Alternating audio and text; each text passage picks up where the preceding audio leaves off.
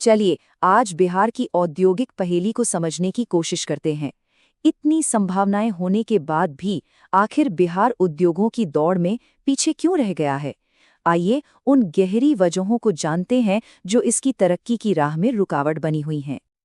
तो सबसे बड़ा सवाल यही है कि बिहार औद्योगिक विकास में आखिर पिछड़ क्यों रहा है।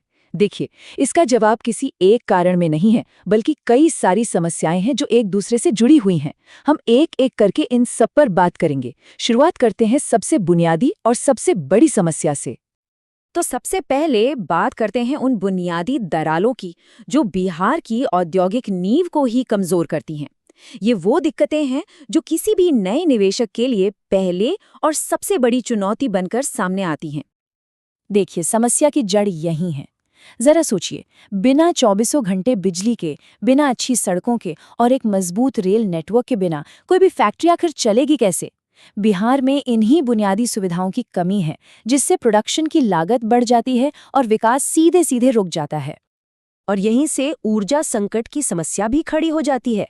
जब बिहार को अपनी जरूरतें पूरी करने के लिए दूसरे राज्यों से महंगी बिजली खरीदनी पड़ती है तो इसका सीधा असर क्या होता है? उत्पादन की लागत बढ़ जाती है और इस वजह से यहाँ के उद्योग बाजार में दूसरों से मुकाबला ही नहीं कर पाते। यहाँ एक ऐतिहासिक पहलू भी है जिसे समझना बहुत जरूरी है। साल 2000 में जब झारखंड अलग हुआ तो बिहार का ज्यादातर खनिज भंडार और स्टील और कोयले जैसे भारी उद्योग झारखंड में चले गए। इसके बाद बिहार के पास मुख्य रूप से सिर्फ छोटे और मध्यम दर्जे के उद्योग ही बचे। अच्छा, तो बुनियादी ढांचे के बाद अब बात आती है पैसे और लोगों से जुड़ी बाधाओं की। आप जानते हैं, किसी भी उद्योग के लिए ये दोनों चीजें रीढ़ की हड्डी की तरह होती हैं। देखिए, कोई भी निवेशक पैसा वहीं लगाता है जहां उसे बेहतर माहौल और अच्छी सुविधाएं मिलती हैं। बिहार का जो अविकसित औद्योगिक माहौल है वो बड़ी कंपनियों को गुजरात या महाराष्ट्र जैसे राज्यों की तरफ खींच लेता है। और तो और जो स्थानीय उद्यमी हैं उनके लिए भी बैंकों से लोन लेना एक बहुत बड़ी चुनौती है। और बात सिर्फ पैसे की नहीं है, कुशल कारीगरों की भी भारी कमी है। राज्य में अच्छे टेक्निकल इंस्टीट्यूट्स जैसे ITI या पॉलीटेक्निक की कमी है, जिसकी वजह से उद्योगों को ट्रेंड कर्मचारी ही नहीं मिल पाते। इसका नतीजा क्या होता है? यहाँ के लोग काम की तलाश में दूसरे राज्यों में चले जाते हैं और राज्य के अंदर ही प्रोडक्टिविटी पर बुरा असर पड़ता है। 80%। ये आंकड़ा अपने आप में पूरी कहानी कह देता है। जब राज्य की इतनी बड़ी आबादी अपनी रोजी रोटी के लिए सिर्फ खेती पर निर्भर हो तो उसका सीधा मतलब ये है कि औद्योगिकरण के लिए जो मेहनत करने वाले लोग और संसाधन चाहिए वो दोनों ही उपलब्ध नहीं हैं। अब हम उन चुनौतियों पर आते हैं जो किसी भी उद्योग के लिए काम करने के माहौल को ही मुश्किल बना देती हैं। ये हैं सिस्टम से जुड़ी और कुदरती बाधाएं। जरा सोचकर देखिए कि कोई उद्यमी एक फैक्ट्री लगाना चाहता है, लेकिन उसे लाइसेंस और मंजूरी के लिए महीनों या कभी-कभी सालों तक सरकारी दफ्तरों के चक्कर काटने पड़ते हैं। ये जो लाल फीताशाही और लंबी प्रक्रियाएं हैं, ये नए निवेश के रास्ते में एक बहुत बड़ी दीवार की तरह खड़ी हो जाती हैं। ऐसा नहीं है कि नीतियां नहीं बनी। 2016 और 2021 में औद्योगिक नीतियां लाई तो गईं, लेकिन जो नीतियां कागज पर अच्छी दिखती हैं, अगर वो जमीन पे ठीक से लागू ही ना हो तो उनका कोई फायदा नहीं होता। और नतीजा ये है कि उद्योग लगाने की प्रक्रिया आज भी बहुत जटिल बनी हुई है। और इन सब मुश्किलों के ऊपर से प्रकृति की भी अपनी एक चुनौती है।